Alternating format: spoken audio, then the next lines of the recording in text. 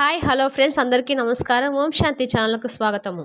ఈరోజు మనము కార్తీక మాసంలో శ్రీహరి నామస్మరణం గురించి శ్రీ మహావిష్ణువు గురించి ప్రాముఖ్యత గురించి తెలుసుకుందాం ఫ్రెండ్స్. తెలుసుకోబోయే ముందుగా మా ఛానల్ ఎవరైనా కొత్తగా చూసినట్టయితే లైక్ చేసి సబ్స్క్రైబ్ చేయండి ఫ్రెండ్స్. ఈ కార్తీక మాసంలో శ్రీ మహావిష్ణువును కమలాలతో పూజించాలి. శ్రీహరి కమలనాథుడు అంటే లక్ష్మీదేవి కమలవాసిని కనుక కమలాలతో పూజిస్తే లక్ష్మీదేవి సంతృప్తి చెంది వారింట సిరులు కురిపిస్తుంది. ఇక తులసి దళాలతో కానీ మారేడు పత్రాలతో కానీ జాజి పూలతో కానీ శ్రీహరిని పూజించిన వారు జన్మరాహిత్యం నొందగలరు.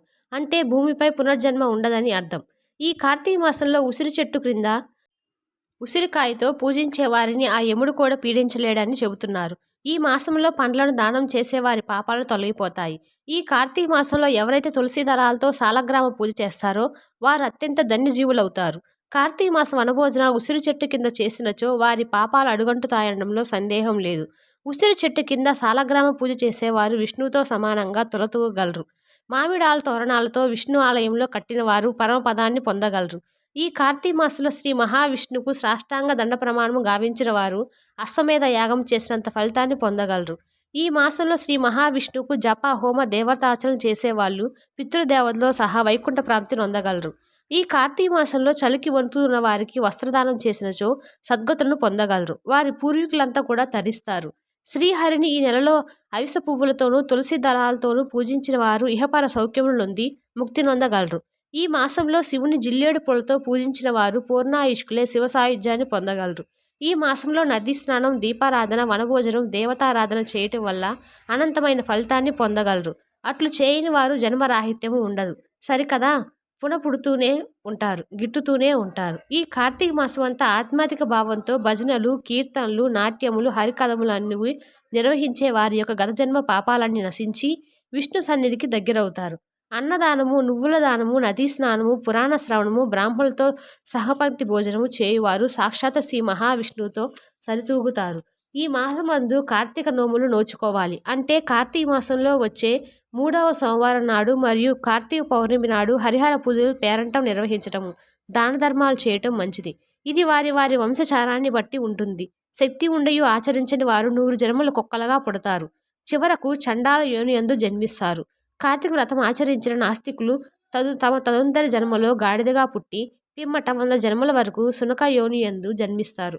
ఈ మాసంలో కదంబ పుష్పాలతో కమలనాథుని పూజించిన వారు స్వర్గప్రాప్తి నొందగలరు. శ్రీహరిని పద్మాలతో పూజించిన వారు నక్షత్ర మండలంలో చిరస్థాయిగా ప్రకాశిస్తూ ఉంటారు. అవిసె పూలతో పూజించిన వారు అమరలోకానికే పోతారు. వృద్ధులు, రోగిష్ఠులు, ఆసక్తులైన వారు ఈ కార్తీక మాసంలో ఆదివారం నాడు కానీ, శుక్లపాడ్యం నాడు కానీ, పౌర్ణమి నాడు కానీ, అమావాస్య నాడు కానీ ప్రాతకాలం మందు స్నానం చేస్తే ఈ కార్తీకమంతా స్నానం చేసినంత పుణ్యం సిద్ధిస్తుంది. అది కూడా చేయలేని వారు ఈ కార్తీక మాసంతా ఈ పురాణాన్ని చదివినా వినినా కూడా స్థాన ఫలాన్ని పొందగలరు.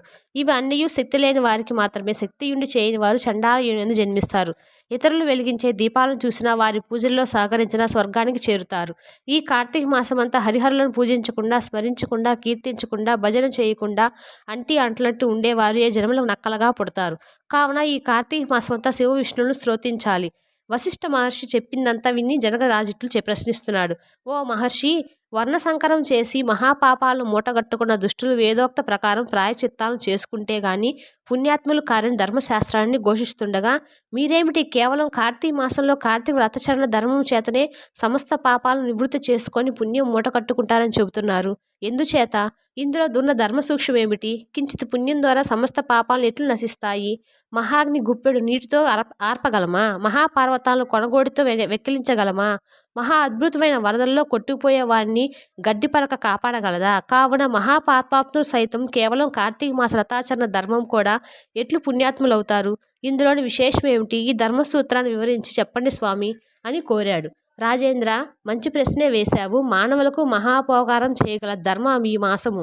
నేను అనేక ధర్మశాస్త్రాల్లో చూశాను. అవి ఎన్నో అద్భుత విషయాలను వివరించాయి. వాటిని తెలియజేపుతాను విను. సత్వగుణము, తమో గుణము, రజోగుణము అని 3 గుణాలుంటాయి. ధర్మాలు ఈ 3 గుణాలకు సంబంధించి ఉంటాయి. సత్వగుణం ఆధారంగా చెప్పబడ్డ ధర్మం సూక్ష్మ ధర్మం అనబడుతుంది. సత్వగుణ జనిత కార్యాచరణ ఫలమును పరమేశ్వరుడు దార్పితి మోనుచున్నది. ఆధ్యాత్మిక ఆసక్తి గల ధర్మము ఇది సమస్త పాపాలను పోగొడుతుంది. సాత్విక ధర్మ ఔన్నత్వానికి వీకొక ఉదాహరణ చెబుతాను విను. తామ్రపర్ణి అను సారంగ సంగమం చెందు ప్రదేశంలో నదిలో ముత్యపు చిప్పలు స్వాతి కాడితో తెరుచుకొని అందుపడిన వర్ష బిందువుతో అత్యల్పమైన నీటి బొట్టు ముత్యమై అమూల్యమైపోతుంది. గంగా, కృష్ణ, గోదావరి నదుల పుష్కర కాలంలో చేయు దానము అది ఎంత స్వల్పమైనను ఆయా నదీ తీరాలందు ఆలయాల్లో జపతపాది పూజలు విశేష ఫలితాన్నిస్తాయి. ఈ పుణ్య విలువను అనంతంగా ధర్మశాస్త్రాలను వక్కానిస్తున్నాయి. రాజస ధర్మాన్ని గురించి చెబుతాను విను. ఫలాపేక్షంతో చేయు ధర్మకార్యాలు శాస్త్ర విధులు పునర్జన్మ హేతులై కష్టసుఖాలకు కారకులవుతున్నాయి. తామస ధర్మం దేశకాల పాత్రలను అనుసరించి చేయు శాస్త్రోక విధులు దాంభికాచరణలకు హేతువులై సత్ఫలంతో అందించిన ఆచరణలో దేశకాలమున పరిస్థితులను గమనించి చేయు పుష్కామచారులు అక్షయ ఫలితాలను సమకూర్చుతాయి. పెద్ద కట్టెల మోపు చిన్న అగ్ని కణముచే భస్మైపోయినట్టు పుణ్యచర్య తెలిసి చేసినా తెలియక చేసిన పాపం భస్మీపటలైపోయి తీరుతుంది.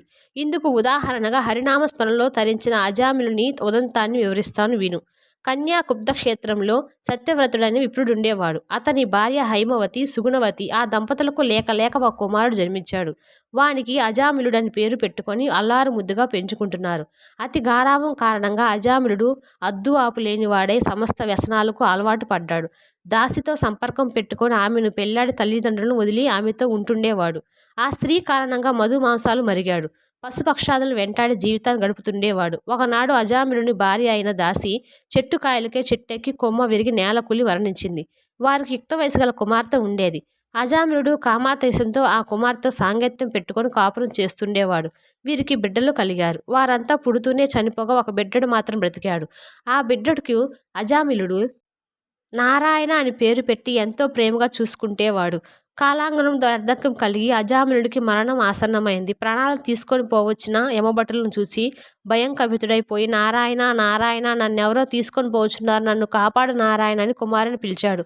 ఆ కుమారుని పిలుస్తూ అంత్యకాలంలోని హరినామస్మరణం చేయడం వల్ల విష్ణుదూతలు వచ్చి అజామిలుడిని వాళ్ళు విష్ణులోకానికి తీసుకువెళ్ళడానికి తమ రథంపైకి ఎక్కించుకున్నాడు. ఈ ఆకస్మిక సంఘటన జరిగినందుకు యమభటులు అయ్యలారా అతడు పరమ దుర్మార్గుడు, మానవుల పాపపుణ్యాలకు సూర్యచంద్రులు, అష్టదిక్కులు, ఆదిదేవతలు, వాయువు, గోవులు సాక్షులు. వారి సాక్ష్యాలు ఆధారంగా చిత్రగుప్తుడు వారి చేత యమధర్మరాజు గారు చిట్టా వ్రాయించి ఆయువు తీరుని వెనుక వారి వారి పాపకర్మలు అనుసరించి దండలకు యమలోకానికి తీసుకురావటానికి మమ్ము వినియోగిస్తారు. ఆ మేరకు పరమ దుర్మార్గుడకు బ్రతికిన ఈ అజామిలును యమదండన నిమిత్తం మా లోకానికి తీసుకొని పోవచ్చని యమదూతలు ఈ పాపాత్ముని మీరెలా తీసుకువెళ్ళదలిచితిరో తెలియవరకునా అన్నారు. యమభటులు అయ్యా సంపర్తి దూతలారా, విష్ణు నామస్మరణ అంతటి దుర్మార్గుడైన విష్ణు సామ్రాజ్యాన్ని అర్హుని చేస్తుంది కనుక ఇతని గత పాపకృత్యము అన్నీయు నశింపుపోయినవి కనుక ఇతన్ని మేము శ్రీహరి సన్నిధికి కొనిపోవుచున్నాము. అజామిలుని వెంట పెట్టుకుని విష్ణు భటులు వైకుంఠానికి వెళ్ళిపోయారు. పరమ దుర్మార్గుడైన ఆ కుమారుడు పాతకుడైన నాకు ఈ వైకుంఠ నాశం లభించడం మరణకాలమున హరినామస్మరణ కారణమని విస్మరించుకుంటూ వైకుంఠం చేరుకున్నాడు. అజామిలుడు రాజా, అంత్యకాలమున హరిని విస్మరించడం వల్ల ఇంతటి పుణ్యం కలుగునా? కార్తీక వ్రతం ఆచరించడం వల్ల ఎంతటి పుణ్యం ప్రాప్తిస్తుందో ఊహించు అన్నాడు జనకునితో వశిష్ఠుడు.